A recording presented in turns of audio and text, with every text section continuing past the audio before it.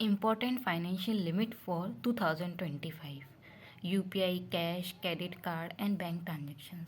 Hello friends, जैसा कि आप जानते हैं कि हम यूपीआई से, कैश से, क्रेडिट कार्ड से, बैंक से बहुत सारे ट्रांजेक्शन्स करते रहते हैं और हमें पता भी नहीं चलता हमारे बैंक में या हमारे यूपीआई से कितना ज़्यादा ट्रांजेक्शन्स हो चुका है। अभी रिसेंटली यूपीआई से ट्रांजेक्शन्स की वजह से एक पानी पूरी वाले को जीएसटी का नोटिस आया है और उसे रजिस्ट्रेशन कराना भी ज़रूरी है और टैक्स भी भरना ज़रूरी है। तो चलो हम बताते हैं आपको कि फाइनेंशियल लिमिट क्या है जिससे हम टैक्स के दायरे में रहकर हमारे ट्रांजेक्शन्स कर सकते हैं और हमारे पर कोई टैक्स इम्प्लीकेशन या इनकम टैक्स का नोटिस ना आए और हम सारे टैक्स को कंप्लायंस कर सकें। तो सबसे पहले UPI transaction limit per day 1 lakh. तो हम एक दिन में यूपीआई से 1 लाख रिसीव कर सकते हैं। इससे ज़्यादा होने पर हमें नोटिस आ सकता है।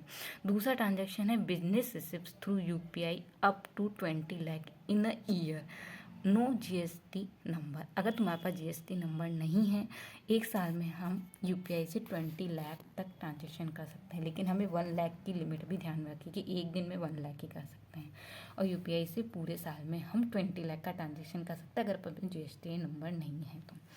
तीसरा है if you have GST number no limit but make sure properly record all transaction in book.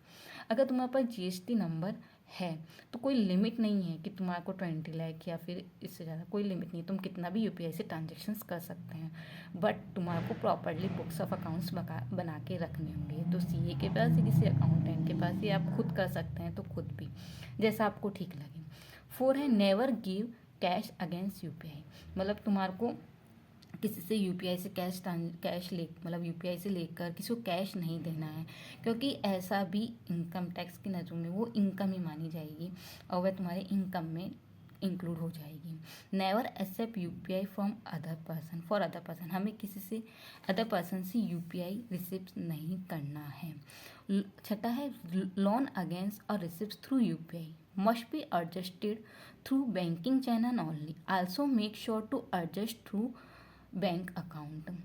Friends, अगर अपन किस लोन अगर एक्सेप्ट करते हैं या रिपेयर करते हैं यूपीआई के थ्रू तो हमें उसे बैंक चैनल से ही एडजस्ट करना है, ऐसा नहीं सेम अकाउंट से।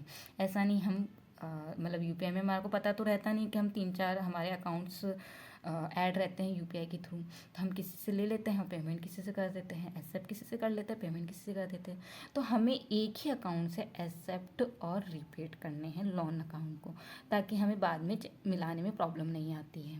चौथा है कि UPI payment receive as gift above 50,000 in a financial year are taxable. However this gift is not taxable if receive as gift और रिसीव ऑन वेडिंग। ठीक है, यूपीआई पेमेंट से हम जो गिफ्ट लेते हैं वो अगर 50,000 से ज़्यादा का है तो वो टैक्सेबल हो जाएगा। अगर वो वेडिंग पे रिसीव हुआ है तो फिर वह टैक्सेबल नहीं होगा, अदरवाइज वो टैक्सेबल हो जाएगा।